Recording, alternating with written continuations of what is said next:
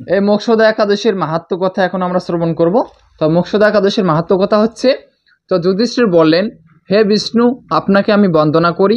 আপনি ত্রিলোকের সুখদায়ক, বিশ্বেশ্বর, বিশ্বপালক ও পুরুষোত্তম। আমার একটি সংশয় আছে, অগ্রহায়ণ মাসের শুক্লপক্ষে যে একাদশী তার নাম কি, বিধি বা কি, ও কোন দেবতায় একাদশীতে পূজিত হন তা আমায় বলুন। শ্রীকৃষ্ণ বললেন, হে মহারাজ, আপনি উত্তম প্রশ্ন জিজ্ঞাসা করেছেন, যার মাধ্যমে আপনার যশ চতুর্দিকে বিস্তৃত হবে।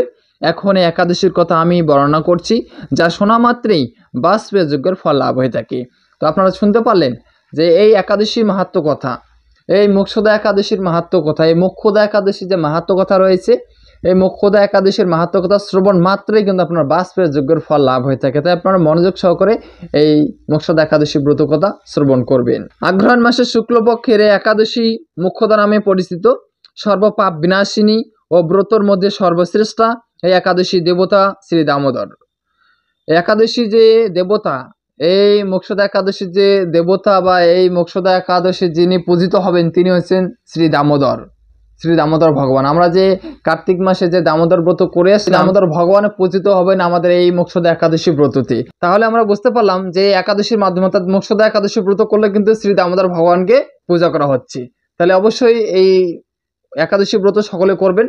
তাহলে অবশ্যই কিন্তু একাদশী ব্রত সকলে করবেন, খুব নিষ্ঠা সহকারে করবেন, কারণ এই মোক্ষদা একাদশী ব্রততে যেহেতু শ্রী দামোদর ভগবানকে পূজা করা হচ্ছে, আপনারা বুঝতে পারলেন যে একাদশী ব্রত করলে শ্রী দামোদর ভগবানকে পূজা করা হবে। তাই আমরা এই মোক্ষদা একাদশী ব্রত কেউই বাদ দেব না, নারী পুরুষ নির্বিশেষে সকলেই আমরা একাদশী ব্রত করব নিষ্ঠা সহকারে।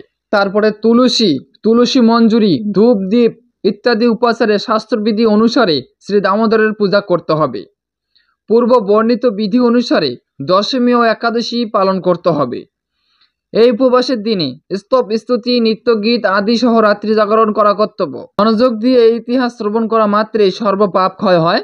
যে পিতৃপুরুষেরা নিজ নিজ পাপে অধঃজনি প্রাপ্ত হয়েছে এবং ব্রত পালনের পুণ্যফল বিন্দুমাত্র তাদেরকে দান করলে তারাও মুক্তি লাভের যোগ্য হন।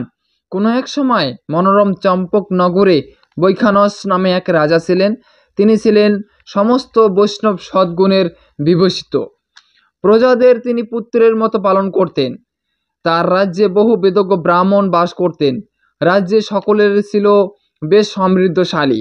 একবার রাজা স্বপ্নে দেখলেন যে তার পিতা নরকে পতিত হয়েছে। তা দেখে তিনি অত্যন্ত বিস্মিত হলেন। পরের দিন ব্রাহ্মণদের ডেকে বলতে লাগলেন, হে ব্রাহ্মণগণ, গত রাত্রিতে স্বপ্নে নরক যাতনায় পিতাকে কষ্ট পেতে দেখে আমার হৃদয় বিদীর্ণ হচ্ছে। তিনি আমাকে লক্ষ্য করে বলতে লাগলেন, হে পুত্র, তুমি আমাকে নরক সমুদ্র থেকে উদ্ধার করো। তার এই অবস্থা দেখে আমার অন্তরে সুখ নেই। আমার এই বিশাল রাজ্য, স্ত্রী পুত্র, কিছুতেই শান্তি পাচ্ছি না। আমি কি করি, কোথায় যাই, কিছুই বুঝে উঠতে পারছি না। আমার পূর্বপুরুষেরা মুক্তি লাভ করতে পারেন এমন কোনো পুণ্যব্রত তপস্যা যজ্ঞের কথা আমাকে উপদেশ করুন, আমি তা অনুষ্ঠান করব। আমার মতো পুত্র বর্তমান থাকা সত্ত্বেও যদি পিতামাতা পূর্বপুরুষেরা যদি নরক যন্ত্রণা ভোগ করতে থাকেন, তবে সে পুত্রের কি প্রয়োজন? ব্রাহ্মণগণ বলেন, হে মহারাজ, আপনার রাজ্যের কাছে মহর্ষি পর্বত মুনির আশ্রম রয়েছে। তিনি ত্রিকালজ্ঞ, তার কাছে আপনার মুক্তির উপায় জানতে পারবেন।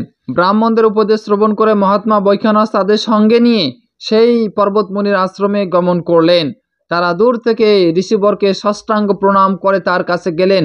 মুনিবর রাজার কুশল বার্তা জিজ্ঞাসা করলেন। রাজা বললেন, হে প্রভু, আপনার কৃপায় আমরা সবাই কুশলে আছি, কিন্তু আমার একদিন স্বপ্নযোগে পিতার নরক যাতনা ও কাতর আত্মনাদ শুনে অত্যন্ত দুঃখিত, চিন্তাগ্রস্ত হয়েছি। হে ঋষিবর, কোন পুণ্যের ফলে তিনি এই দুর্দশা থেকে মুক্তি পাবেন, তার উপায় জানতে আপনার শরণাগত হয়েছি। রাজার কথা শুনে পর্বতমণি কিছুক্ষণ ধ্যানস্থ হয়ে বললেন, হে মহারাজ, পূর্বজন্মে তোমার পিতা অত্যন্ত কামাচারী হওয়ায় তার এরকম অধোগতি লাভ হয়েছে। এখন এই পাপ থেকে মুক্তির উপায় বর্ণনা করছি। অগ্রহায়ণ মাসের শুক্লপক্ষের মোক্ষদা একাদশী পালন করে সেই পুণ্যফল পিতাকে প্রদান করো। সেই পুণ্যের প্রভাবে তোমার পিতার মুক্তি লাভ হবে।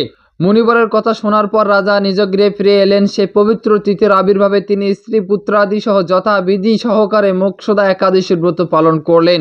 ব্রতের পুণ্যফল পিতার উদ্দেশ্যে প্রদান করলেন। ওই পুণ্যফল দানের সঙ্গে সঙ্গে আকাশ থেকে পুষ্প বৃষ্টি হতে লাগলো। হে পুত্র, তোমার মঙ্গল হোক। এই বলতে বলতে বৈখানস রাজার পিতা নরক থেকে মুক্তি লাভ করে স্বর্গে গমন করলেন। হে মহারাজ যুধিষ্ঠির, যে ব্যক্তি এই মঙ্গলদায়িনী মোক্ষদা একাদশী ব্রত পালন করেন তার সমস্ত পাপ বিনষ্ট হয়ে এবং মৃত্যুর পর মুক্তি লাভ করে। এই ব্রত পূর্ণ সংখ্যা আমিও জানি না, চিন্তামণির মতো এই ব্রতটি আমার অত্যন্ত প্রিয়। এই ব্রত কথা যিনি পাঠ করেন এবং যিনি শ্রবণ করেন উভয়ে বাস্তবের যজ্ঞের ফল লাভ করেন বা প্রাপ্ত হন এবং অন্তিমে শ্রীধাম বৈকুণ্ঠে গমন করেন। তো আপনারা জানতে পারলেন এই মোক্ষদা একাদশী ব্রত করার যে পুণ্য ফল, আপনারা অবশ্যই সকলে জানতে পারলেন এই মোক্ষদা একাদশী ব্রত করলে কিরকম পুণ্য ফল লাভ হয়। অনেক পুণ্য ফল লাভ করবেন অনেক। যদি আপনি একাদশী ব্রত করে আপনার এই একাদশীর পুণ্য ফল যদি আপনার পরিবারের কাউকে যদি আপনি দান করেন, তাহলে সে যদি অধোগতিও লাভ করে, অধোগতি থেকে সে মুক্তি লাভ করে স্বর্গে বা বৈকুণ্ঠে অবস্থান করতে পারবেন। তো অবশ্যই আপনাদের অনেকে বলছেন যে আমার পূর্বপুরুষরা পরলোক গমন করেছেন, তার উদ্দেশ্যে আমি দান করতে পারবো। অবশ্যই দান করতে পারবেন। আর বলেছেন যে আমার এখনো জীবিত আছে, জীবিত ব্যক্তির উদ্দেশ্যে কি আমি এই একাদশী ব্রত দান করতে পারবো? অবশ্যই দান করতে পারবেন, কোনো সমস্যা নেই। দান করার একটি মন্ত্র রয়েছে। তো মন্ত্রটি কি? দান করার যে মন্ত্রটি হচ্ছে ইদম মোক্ষদা একাদশী ব্রত ফলম সর্বেশাম অমুক গোত্রস্য অমুক নাম অর্পণং অস্তু। এই মন্ত্রটি বলে কিন্তু আপনি তাকে অর্পণ করতে পারবেন একাদশীর দান, এই একাদশীর ফল তাকে অর্পণ করতে পারবেন। ঠিক আছে, এভাবে আপনি দান করতে পারবেন। আপনার একাদশী ব্রতের যে পূর্ণ ফল তার কিছু অংশ তাকে দান করতে পারবেন এই মন্ত্র উচ্চারণ করে। তো অবশ্যই আপনারা এই মন্ত্রটি নোট করে রাখবেন। আপনি সমস্ত একাদশী, যতগুলো একাদশী রয়েছে সমস্ত একাদশী কিন্তু আপনি এই দান করতে পারবেন এই মন্ত্রটির মাধ্যমে। শুধু একাদশী নামের জায়গায় একাদশী নাম যে একাদশীটি উপস্থিত হবে সেই একাদশীটি উচ্চারণ করবেন। আর মোক্ষদা যদি অন্য একাদশী আসে, সে অন্য একাদশী মোক্ষদার জায়গায় অন্য একাদশী বলবেন। এভাবে বলে আপনি অর্পণ করতে পারবেন। যদি আপনি কাউকে উদ্ধার করতে চান, পূর্বপুরুষ যারা গত হয়ে গেছেন, যে আপনার মনে হচ্ছে যে উনি খারাপ কর্ম করে চলে গেছেন, তাকে উদ্ধার করার জন্য আমার একাদশী ব্রতটা তাকে অর্পণ করে দেই, তাহলে আপনি এই মন্ত্রের মাধ্যমে অর্পণ করতে পারেন বা দান করে দিতে পারেন, কোনো সমস্যা নেই। ঠিক আছে?